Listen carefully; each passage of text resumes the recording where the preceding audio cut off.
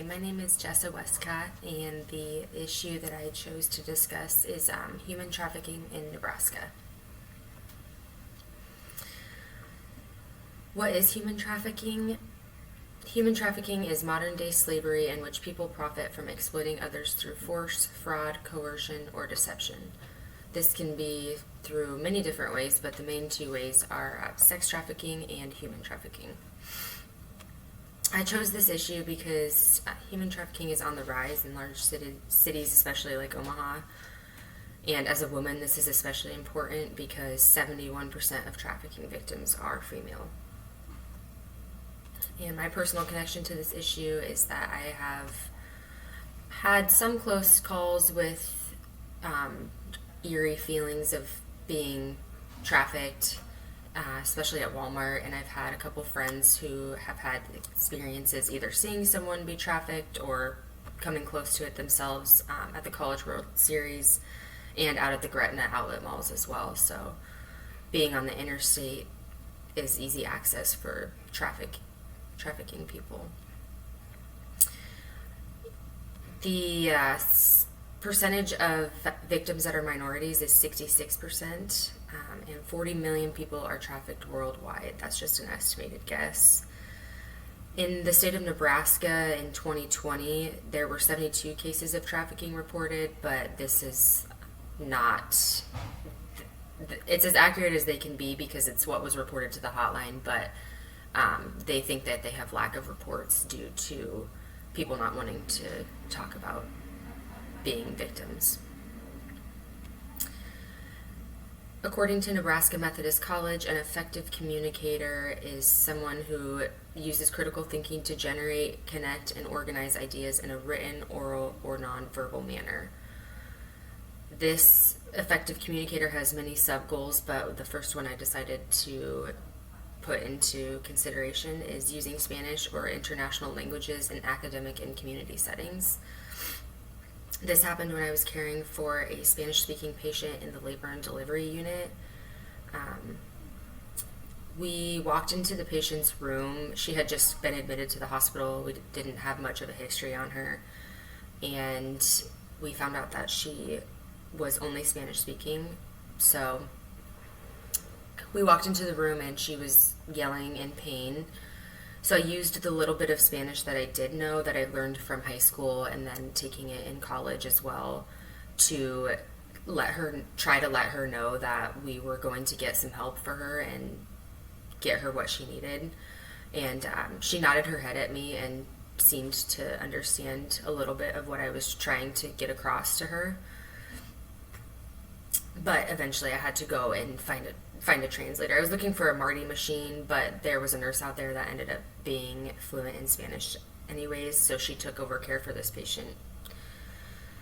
What I learned was how to address verbal communication barriers appropriately and effectively. I could have just ran out of the room to go try to find someone to help and not let the patient know, or even attempt to let the patient know that I was going to try to help her.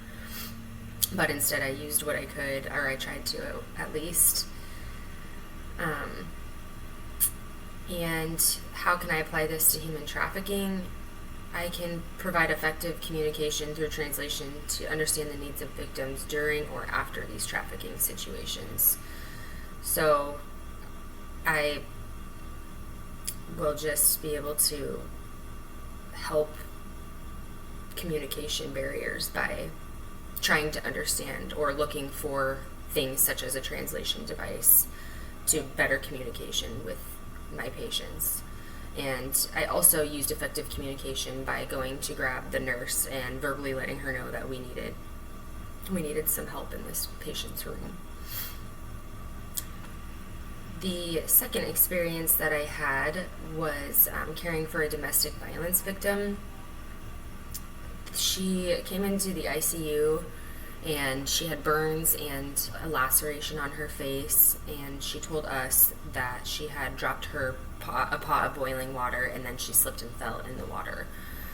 This was difficult to understand because it was evident that there were maybe some other things going on. But the nurse and I just comforted the patient and let her know we were there for her, and the nurse left the room. And while I was taking vital signs for this patient, she actually looked at me and told me that she wanted to tell me the truth. And so I sat down with her, and she told me that she had been enduring physical and emotional, mental abuse from her significant other at the time. So she told me the situation, and I asked her if she wanted me to communicate this information and report it to my nurse and to the higher-ups of the hospital, eventually leading to authorities. And she told me yes, that she would like me to report it, and she was seeking safety. So I went ahead and told the nurse, and we went through the process of telling the nurse manager, and then she got in contact with authorities. So what I learned was that providing a safe environment is vital for healing to those undergoing stressful experiences, especially things like domestic violence or things like sex trafficking. These are very hard to talk about for these patients going through trauma, and it is important to remind them that we are here not to judge but to help. The application to human trafficking, reporting suspicious interactions or actual trafficking events to the appropriate authorities will be what I take from this specific scenario. I'm grateful that this happened, not because of what happened to the patient, but because I got to see the process of what it is like to have to report something, that abuse that is going on with the patient.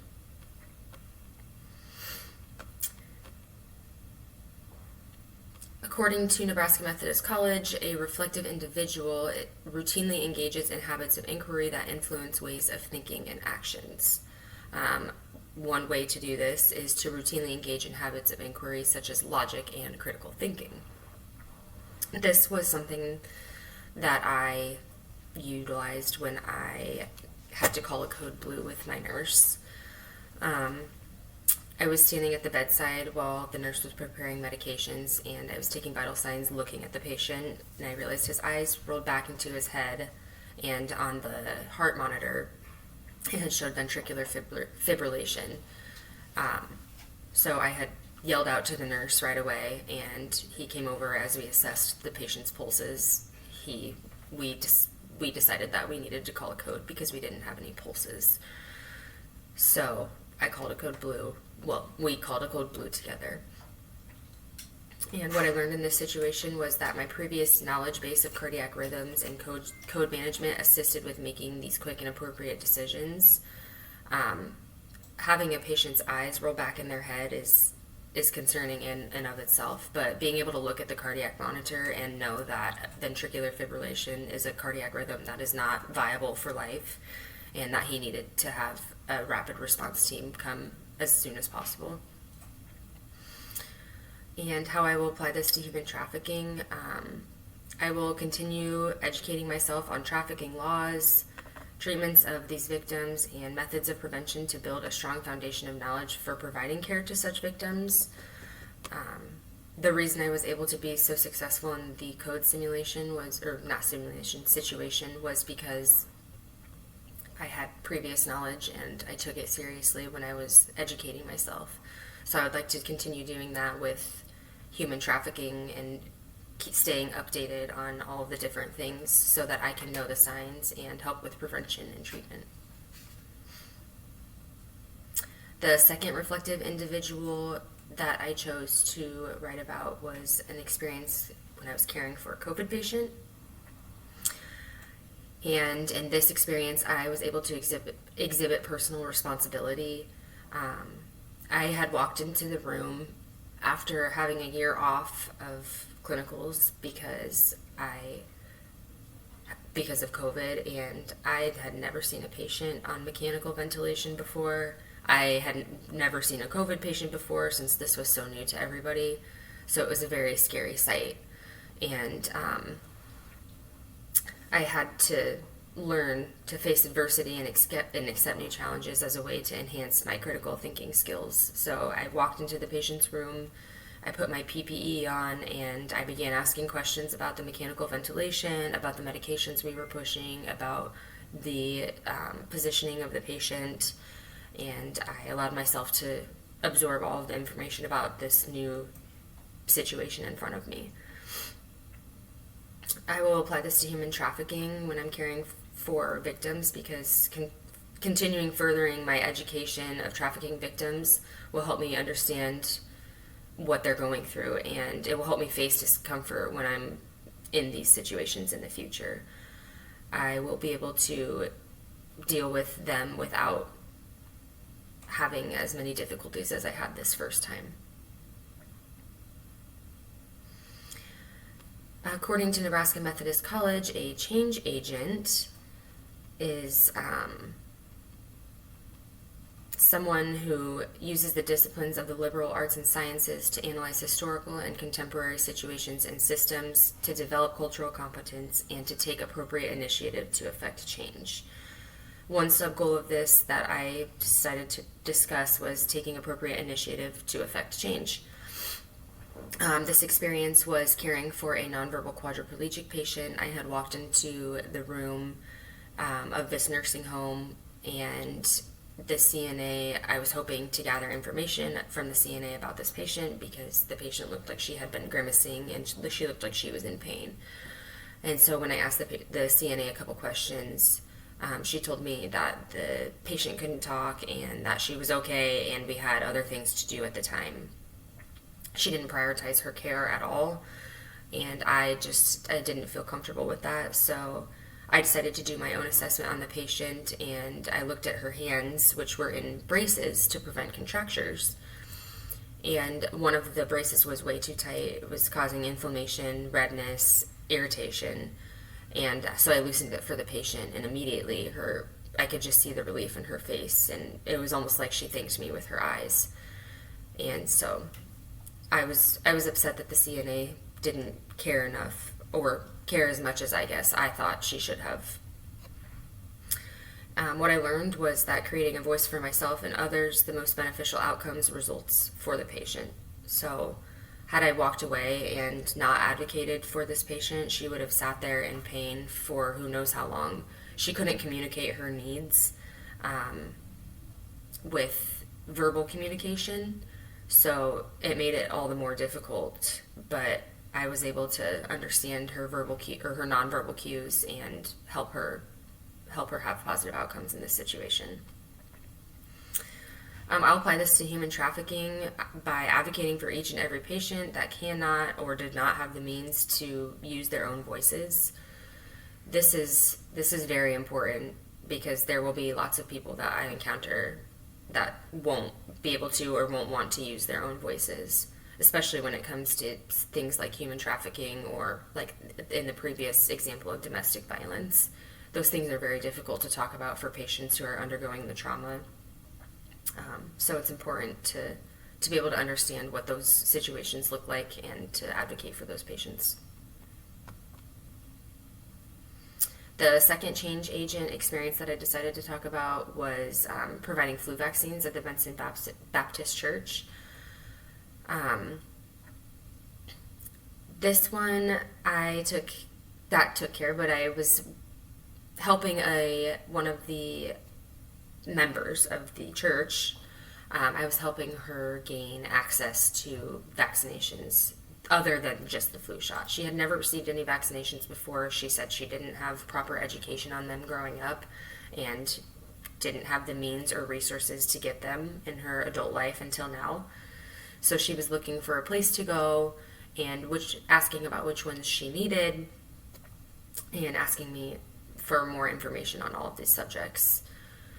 So what I learned about this situation was accessing information and resources is one of the major components of nursing, as people put their trust in healthcare employees for knowledge about these subjects. I didn't realize how much people put their trust into healthcare employees. Despite being a young woman and a student at that, this woman did not think twice when she came to me about information. She was very trusting in me and was excited that I was able to offer her these resources. The application to human trafficking, I will be able to offer information and resources for prevention of and treatment for human trafficking, as well as prosecution of offenders.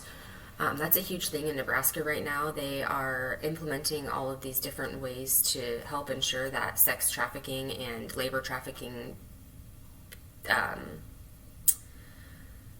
people, I guess, they're making sure that they are being prosecuted and they're being held accountable for their actions. So I would really like to continue updating my resources on those and helping those in need of prevention and treatment of sex and human trafficking in general. In conclusion, there are many qualities of becoming an educated citizen that I have adopted over my last 4 years as a student at Nebraska Methodist College. These experiences I've had in classes and clinicals have prepared me for what comes after graduation. In order to obtain the characteristics of an effective communicator, a reflective individual, and a change agent, it is vital when it comes to producing healthcare employees that will bring positive outcomes to this profession. I will begin my nursing career as someone who continuously pursues these qualities in order to provide the most holistic care for each patient that I will encounter.